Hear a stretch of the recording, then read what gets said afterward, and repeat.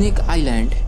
यहाँ चलती है जहरीले गोल्डन पिट वाइपर सांपों की हुकूमत। आज हम आपको ब्राज़ील के एक ऐसे आइसलैंड के बारे में बता रहे हैं जहाँ केवल जहरीले गोल्डन पिट वाइपर की हुकूमत चलती है।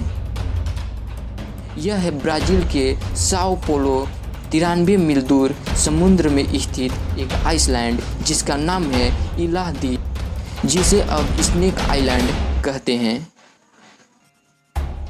यहाँ पर इन सांपों की संख्या इतनी अधिक है कि हर एक वर्ग मीटर में 5 सांप रहते हैं, यानी कि आपके सिंगल बेड जितनी जगह में 10 सांप और डबल बेड जितनी जगह में 20 सांप।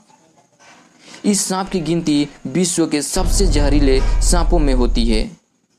इसका अंदाज़ा आप इस बात से लगा सकते हैं, इस सांप के काटने से आदमी 10 से 15 मिनट के अंदर मर जाता है।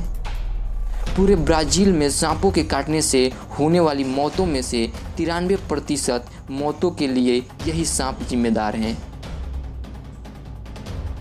इस आइलैंड का एरिया 4,30,000 वर्ग मीटर है, यानी इस आइलैंड पर करीब 20 लाख जहरीले गोल्डन पिट वाइपर सांप रहते हैं। यहाँ पर सांप हर जगह दिखाई देते हैं, जमीन पर, पेड़ों से लटकते हुए, चट्टानों में छिपे हुए। जहरीले सांपों की इतनी अधिक संख्या के कारण ब्राज़ीलियन नेवी ने आम इंसानों का इस जगह पर जाना प्रतिबंधित कर रखा है। केवल सर्प विशेषज्ञों को शोध के लिए जाने की आज्ञा है, और वो भी केवल तटीय इलाके में।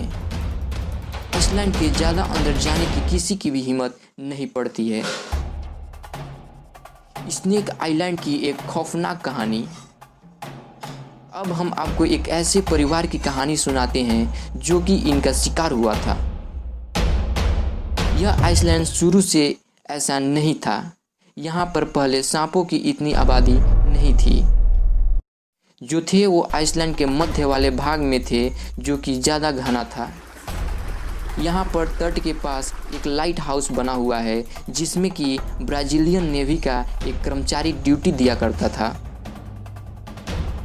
यह कहानी है इस लाइट हाउस के आखिरी केयरटेकर और उसके परिवार की। जो केयरटेकर अपनी पत्नी और 3 बच्चों के साथ लाइट हाउस में बने एक कॉटेज में रहता था। ब्राज़ीलियन नेवी का एक जहाज उनके पास उनकी ज़रूरत का सामान पहुंचाया करता था, लेकिन धीरे धीरे यहाँ सांपों की संख्या बढ़ने लगी और तट के पास वाले इलाके में भी सांप नज़र आने लगे। एक दिन कुछ जहरीले गोल्डन पिट वाइपर सांप उनके कॉटेज में खिड़की से घुस गए। असल में खिड़की का कांच टूटा हुआ था और उनका ध्यान उस ओर गया ही नहीं। जहरीले गोल्डन पिट वाइपर सांपों को कॉटेज में देखकर सारा परिवार डर गया और जान बचाने के लिए सारे तट की ओर भागने लगे।